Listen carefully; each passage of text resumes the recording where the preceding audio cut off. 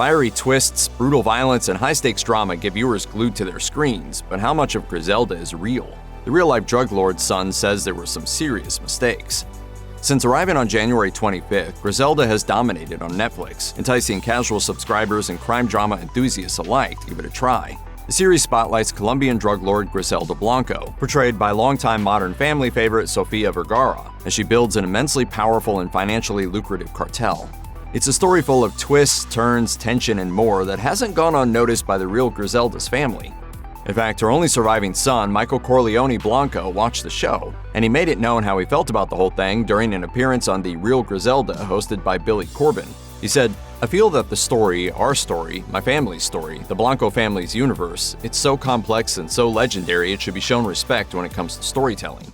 I think the story deserved a little more. Blanco also found Griselda to be a surreal viewing experience and something of an emotional roller coaster. I found myself gasping for air.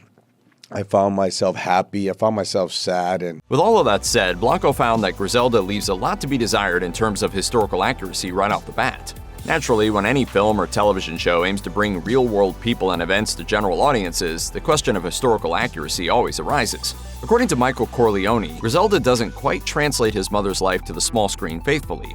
Speaking on the first episode, Lady Comes to Town, where viewers see Griselda attempt to sell a single kilo of cocaine in 1978 Miami, Blanco called the series' deviation from reality quite embarrassing. He explained, "The lady was the #1 cocaine distributor in the world by 1975. She created the industry. That means selling cocaine in 1978 wasn't much trouble for the real Griselda." Blanco further detailed that his mother was far from helpless in her chosen line of work during the period in which the episode takes place. Nobody had laboratories. She pioneered the routes. She pioneered everything of the modern-day cocaine industry as we know it. That paints a much different picture of Griselda than the one presented in the first episode of the Netflix miniseries.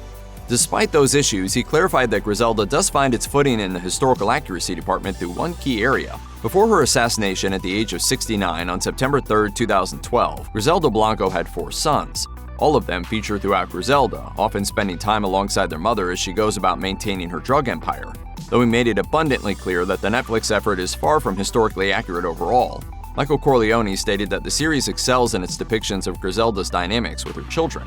When asked by Billy Corben about the most accurate elements of Griselda Episode 1, Blanco brought up his mother's bond with her children and how well it's presented amid the crime drama of it all. "I liked that wherever my mother went, we went with her, so I liked the fact that they tried to humanize the character. That was nice. That's probably it." One of you can sleep in the chair. That.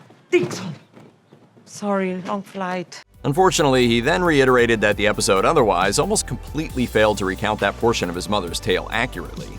Oh well. True or not, there's no denying that audiences are enamored with the thrilling drama. All 6 episodes of Griselda are now streaming on Netflix.